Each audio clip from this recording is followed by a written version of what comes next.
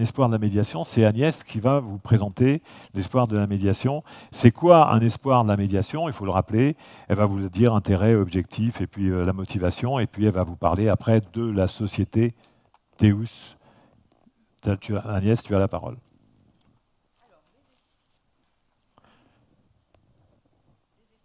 Non. Non, mais tu vas voir, ça marche celui-là. Le son, s'il vous plaît, sur le micro. Non, ça va venir, mais tu vas voir, ça va venir. La magie du micro, c'est terrible. Allô? Allô? Tiens, c'est celui-là qui marche. Non, mais c'est moi qui ai le coup. C'est moi qui ai le coup. Voilà, je ne sais pas faire. Non. Alors, les espoirs, voici les trophées qui vont être remis tout au long de ces 2 journées. On expliquera le symbole tout à l'heure. Donc, les espoirs de la médiation qui sont décernés depuis 2012 maintenant. Ça fait 10 ans, les 10 ans des espoirs. Alors, à quoi ça sert? À quoi ça sert un espoir? Il s'agit de distinguer les actions mises en place par les organisations pour favoriser l'entente et l'entente sociale, favoriser la qualité des relations humaines par les outils de la médiation professionnelle et de l'ingénierie relationnelle. Alors, il s'agit, au cours de ces 2 journées, de décerner 4 espoirs qui vont vous permettre de découvrir la multitude d'actions, les différentes variétés qui ont pu être imaginées par les entreprises, et accompagnées évidemment par les médiateurs professionnels. Alors, l'intérêt pour les organisations qui mettent en place de telles actions, de se voir décerner un espoir. Il faut savoir qu'il va y avoir une campagne de communication, une campagne de publicité sur Internet, et cela favorise la promotion et la diffusion et la connaissance du public de cette démarche éthique de l'entreprise, et ça favorise donc l'image de l'organisation qui se verra décerner ce prix. Alors pour le premier espoir, qui va être remis pour les actions mises en œuvre par la société Théus Industrie, je vais demander à François Thérin de me rejoindre. Voilà, je ne te voyais pas. On va peut-être aller s'installer. On va s'installer là-bas, on va être plus à l'aise. On va se mettre dans les canapés. Allez. Comme tu préfères, est-ce qu'il est possible de brancher le 2e micro? Il va falloir qu'on appelle Jean-Louis pour... 1, 2, ça marche. Alors, François, donc je dirais que tu prends la suite d'Edith Delbray, Edith que vous avez vue sur la vidéo et qui est à Bali, au soleil. Et qui nous regarde. Qui nous regarde et qui, compte tenu de difficultés technologiques, ne peut pas venir participer à cette interview. Donc, toi, je dirais que c'est Edith qui a initié les actions avec Théus Industrie. Exactement. Et toi, du fait de son éloignement géographique, tu as pris le relais. C'est tout à fait ça. Alors, ce que je te propose, c'est peut-être qu'on regarde déjà la vidéo. Vous avez fait une vidéo. Et puis après, tu nous en diras un petit peu plus. Avec plaisir. Merci.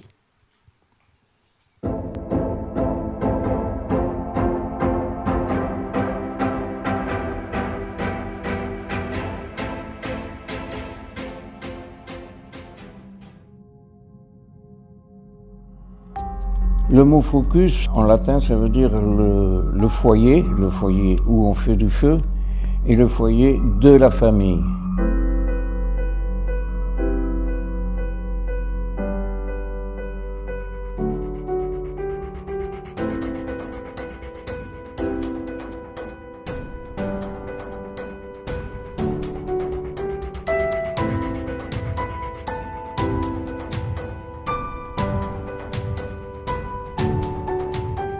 Il faut essayer de le situer dans le temps. Ça paraissait tout à fait curieux et exceptionnel, quoi. Je crois que c'était le premier modèle de cheminée suspendue et pivotant dans le monde.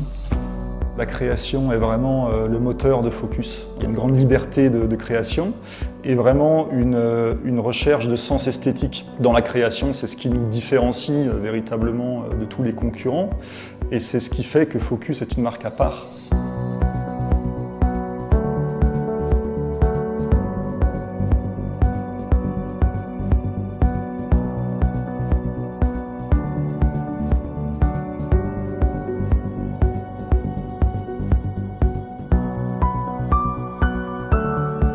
Depuis quelques années, Focus a investi en fait le marché du foyer fermé, donc qui sont des foyers haut rendement, dotés des performances les plus élevées dans l'industrie et qui répondent également aux normes environnementales les plus strictes.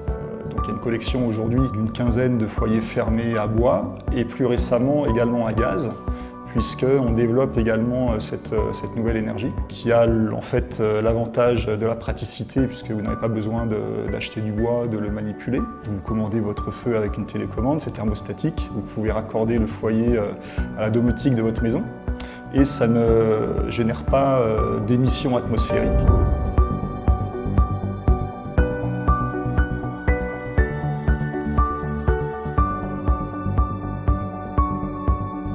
C'est un feu, alors pour le coup, purement décoratif, parce qu'aujourd'hui les maisons deviennent de mieux en mieux isolées, de plus en plus étanches, et également pour avoir des applications dans des espaces publics, tels que des halls d'hôtel, des chambres d'hôtel, des restaurants, etc.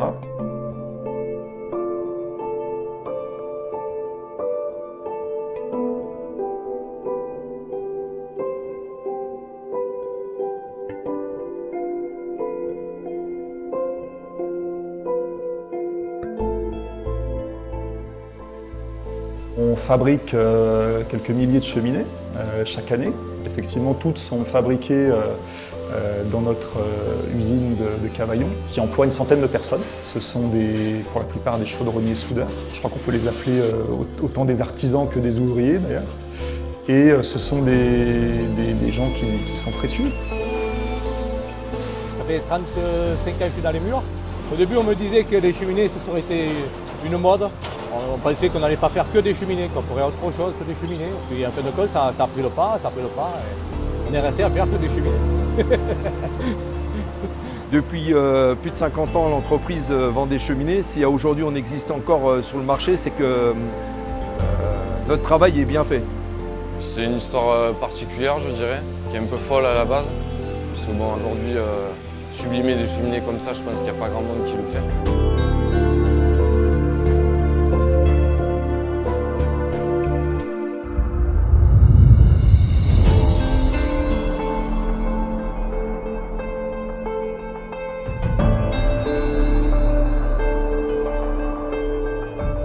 C'est vrai qu'on aurait pu, effectivement, comme beaucoup de confrères, faire fabriquer en Europe centrale ou en Asie et puis devenir uniquement importateur.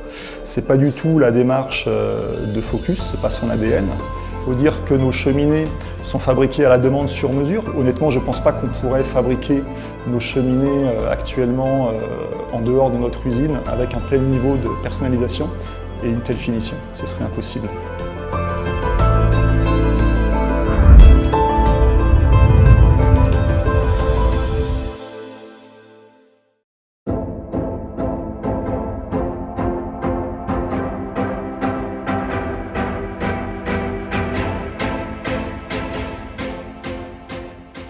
Bonjour, je suis Mathieu Metti, directeur de la société TEUS Industrie. Nous sommes une entreprise de chaudronnerie industrielle depuis plus d'une centaine d'années. Nous nous sommes engagés à concevoir et façonner des objets d'exception au service des clients et de nos collaborateurs. Nous fabriquons notamment des cheminées métalliques de la marque Focus. Dominique Imbert en est le créateur. Et quand il a créé du coup ses premières cheminées, il a vraiment eu une vocation d'y instaurer des valeurs humanistes et il a toujours eu à cœur de porter les valeurs de relations humaines ou les valeurs de respect de l'homme. Et c'est de ce constat qu'en 2018, il s'est rendu compte que les relations humaines s'étaient dégradées au sein de notre entreprise. Il m'a sollicité en 2018 pour reprendre la direction du site de TEUS Industrie et de porter pour mission principale la modernisation de notre outil, ainsi de remettre l'homme au cœur de l'entreprise.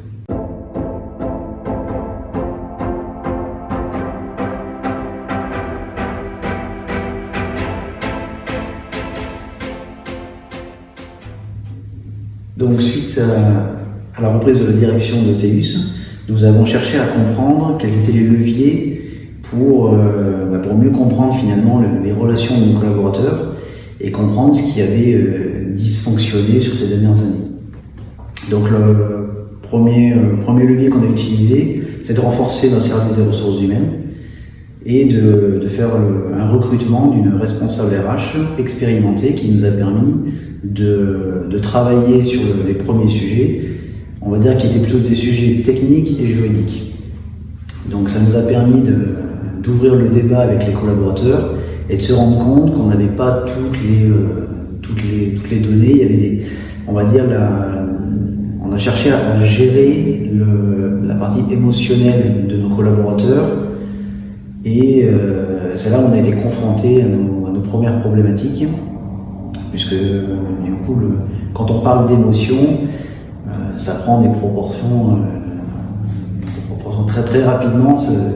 On a plus de difficultés à avoir des discours rationnels avec les collaborateurs. Donc pour poursuivre cette démarche, nous avons eu à cœur de chercher finalement des spécialistes dans les relations humaines et donc nous avons commencé à consulter certains ouvrages et puis à voir ce qui se passait dans d'autres entreprises. Donc je me suis rapproché de la société Stern, la société Florette, qui sont des entreprises qui sont proches de notre entreprise et de m'apercevoir qu'il existait d'autres approches telles que la médiation professionnelle. Donc j'ai pu rencontrer Edith Delbray, médiateur professionnel, qui est venu m'expliquer on va dire l'approche de cette démarche et nous avons pu du coup échanger sur les problématiques que l'on rencontrait sur notre site.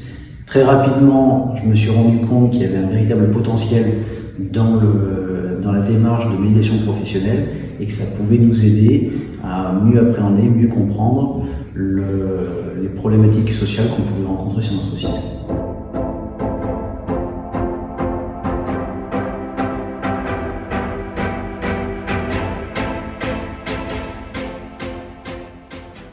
Donc, dans les échanges que nous avions avec notre responsable de ressources humaines, nous avons un des leviers que nous avons essayé d'actionner, c'était la qualité de vie au travail, et du coup d'apporter plus de confort auprès de nos collaborateurs. Donc ça a eu un premier effet bénéfique, et on s'est vite rendu compte que ce n'était pas suffisant.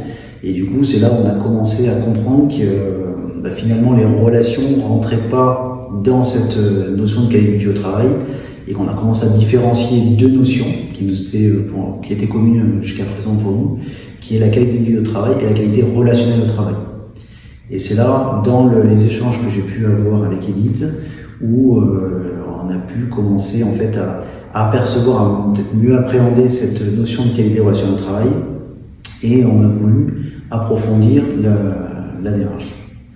Donc le premier objectif, ça a été de travailler avec nos managers. Donc on a essayé de comprendre finalement, de leur faire comprendre quel était leur mode de communication. Donc on a fait des études SIC qui ont permis à l'ensemble des managers de mieux appréhender comment ils percevaient l'information et comment ils restituaient l'information.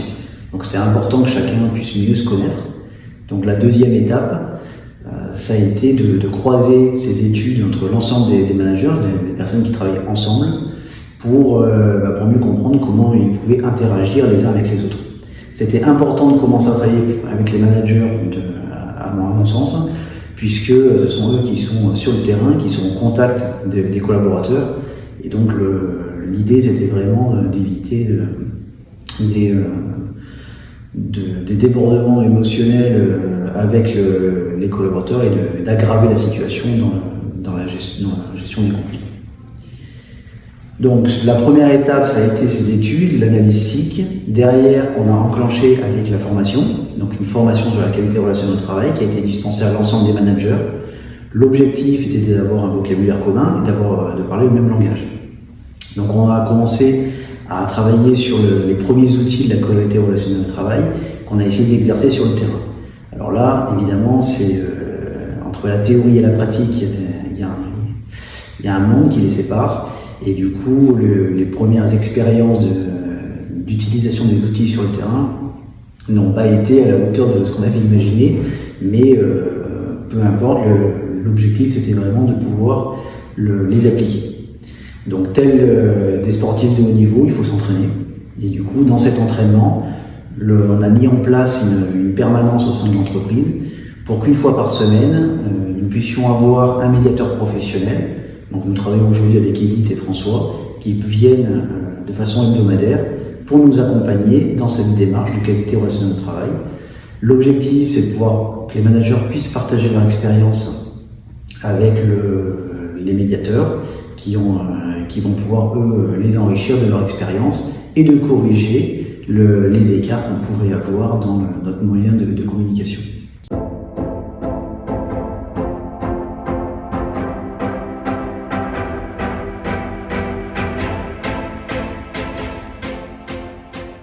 Au sein de notre organisation, dans l'objectif d'améliorer notre système de production, nous travaillons sur l'amélioration continue, où l'ensemble des équipes travaillent collectivement pour améliorer nos méthodes de travail. C'est sur ce même aspect que nous souhaitons développer également l'amélioration continue de nos relations de travail. Donc la permanence vient s'intégrer pleinement dans ce dispositif, où l'objectif réside dans l'entraînement quotidien de nos équipes, à mieux communiquer ensemble et à mieux se comprendre. Donc c'est un élément qui est très important pour nous dans la suite de la démarche. Riche de ces expériences, nous avons le souhait de poursuivre l'ensemble des formations à tous nos collaborateurs. Donc l'objectif est réellement d'étendre le vocabulaire et les outils de la qualité relationnelle au travail à l'ensemble des collaborateurs pour qu'on puisse mieux communiquer ensemble d'un point de vue hiérarchique ou d'un point de vue transversal. Il faut que l'ensemble des équipes puissent avoir un mode de communication commun et qu'on puisse arriver à une entente plus sereine et plus saine au sein de l'entreprise. Donc la prochaine étape pour nous également, la réflexion qu'on porte en ce moment, c'est le développement d'un médiateur interne. C'est un point qui est très important pour nous, car notre objectif est réellement d'avoir un accompagnement global avec des médiateurs professionnels, mais aussi d'avoir des supports quotidiens dans nos relations de travail pour pouvoir intervenir immédiatement si dans le cas d'un débordement émotionnel ou de l'émergement d'un conflit entre plusieurs collaborateurs. Et ça nous permet d'avoir une sécurité au sein de l'entreprise. Donc l'objectif de ce médiateur interne, c'est d'avoir un guide qui va pouvoir nous accompagner dans le chemin que l'on a choisi de suivre, qui est la qualité relationnelle au travail.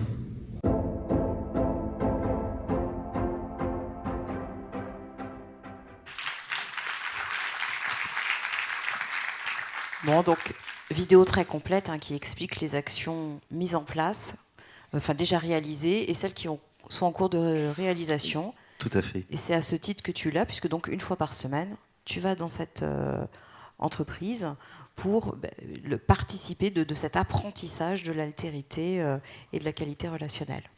Exactement. Et donc, vient l'heure de la remise de l'espoir. Je te confie donc, François, ce trophée, à charge pour toi de le remettre au directeur de la société, certainement lors d'un événement qui sera organisé localement. Vous allez profiter de l'occasion Exactement. Pour mieux communiquer. Voilà. Merci d'être venu, effectivement. Et nous Merci à vous.